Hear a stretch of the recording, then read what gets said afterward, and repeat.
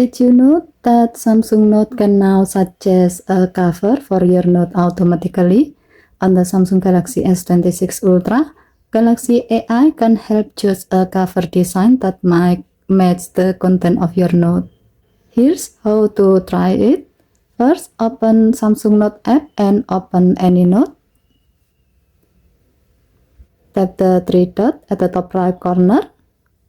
Then tap Note Style. At the top, you will see the Add Cover section with a preview thumbnail. Tap the thumbnail to customize the cover.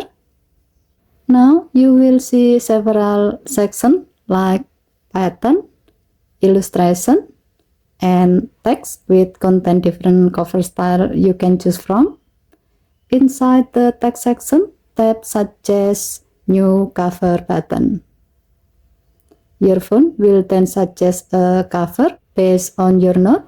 In many cases, it will automatically choose a cover style, add a sticker, and sometimes even change the color to better match the theme of your Note. For example, if your Note is about studying or school topic, Samsung Note might add a sticker like an open book and adjust the cover style to match it.